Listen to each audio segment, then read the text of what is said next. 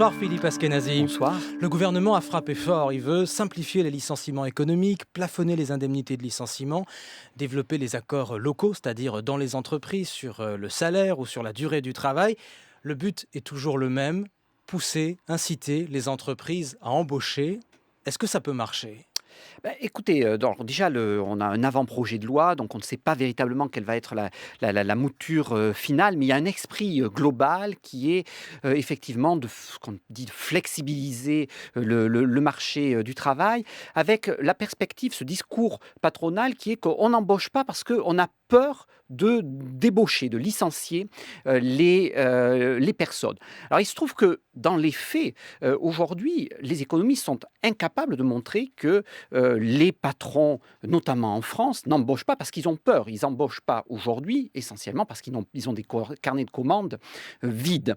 Mais vous savez, Philippe Askenazi, que des chefs d'entreprise viennent souvent ici le soir à votre place dans l'interview Écho.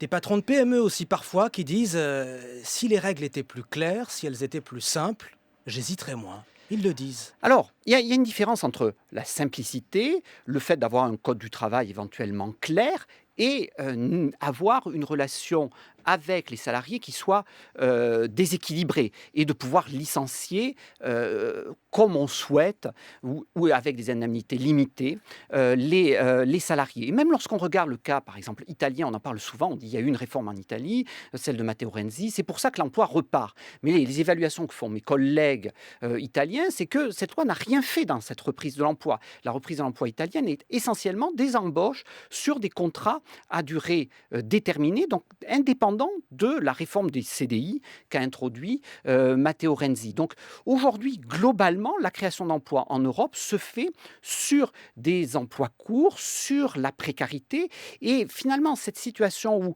l'emploi est affaibli, où les salariés, on leur dit de plus en plus de flexibilité, et certainement, et c'est ça que je développe par ailleurs dans mes travaux. Et dans votre nouveau livre, Tous rentiers, édition Odile Jacob, ça Voilà, s'est dit. voilà, c'est certainement cela qui, du Japon jusqu'à l'Europe, aujourd'hui entretient une spirale déflationniste. On voit qu'il y a une pression sur les salaires, sur les coûts du travail, et cela se traduit in fine par une baisse des prix et une activité économique, macroéconomique, qui est extrêmement anémiée. Et donc, on est aujourd'hui, on va dans cette dynamique qui finalement pousse l'Europe vers le bas. Et les salariés vers des contrats précaires, c'est ce que vous nous dites. Est-ce qu'il ne vaut pas mieux un contrat précaire que pas de contrat du tout, Philippe Oui, Askenazi ? certainement. Il y a pas de doute sur ce plan-là. La problématique, c'est que, en tout cas, ce qu'il y a aujourd'hui dans la loi, il n'y a aucune garantie qu'on aboutisse à des créations d'emplois à travers la loi telle qu'elle est faite aujourd'hui. C'est-à-dire que c'est essentiellement un affaiblissement des personnes qui sont aujourd'hui en emploi, ceux qui sont en CDI et qui risquent demain des licenciements nettement plus faciles que ce qu'il y a aujourd'hui. Qu'est-ce qui vous fait peur dans ce texte ou dans cet avant-texte, dans cet avant-projet de loi ? Quand je vois par exemple le développement des accords au niveau des entreprises, avec la possibilité de donner la parole aux salariés à travers des référendums organisés par certains syndicats.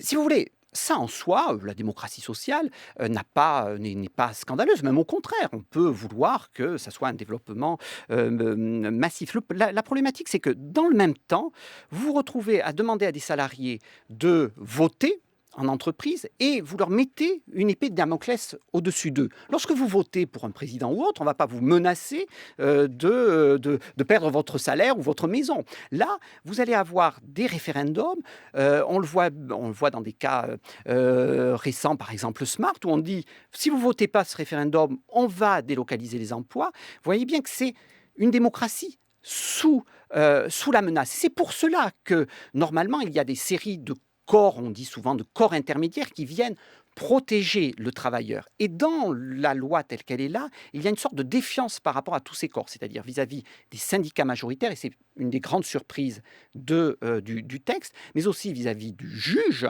vis-à-vis de l'inspecteur du travail, comme du médecin du travail. Vous pointez, Philippe Askenazi, tout ce qui ne vous plaît pas dans ce projet. Qu'est-ce qu'il faut faire ? Pardon, c'est une question très naïve, mais encore une fois, on a un chômage absolument écrasant, on cherche des solutions depuis des années, et puis... Alors, juste quand même pour revenir un mot sur ce projet, il n'y a pas que des éléments qui sont critiquables. Ce qui devait être la base de cette loi, c'était la création du CPA, le Compte de personnel compte personnel d'activité. d'activité, et il y est dans la loi. Et ça devait être, selon François Hollande, le grand acquis social Ce bagage qui de son accompagne les travailleurs tout au long de toute leur vie avec des Et droits. voilà, donc dès l'âge de 16 ans, vous avez ce dispositif. Donc c'est en place au cœur de cette loi. Le problème, c'est qu'on a mis toute une série d'éléments tout autour. Alors, à partir de maintenant, lorsqu'on se pose la question du chômage aujourd'hui, on a une problématique qui est une problématique globale en Europe et même pour l'ensemble des pays développés, de retrouver une croissance économique à travers une stimulation de la demande. Les banques centrales essayent de déverser des liquidités Ouais, et ça ça ne marche pas, fonctionne ça pas. Et marche ça ne pas. fonctionne pas parce que vous avez de l'autre côté cette pression donc, sur les salaires, sur les budgets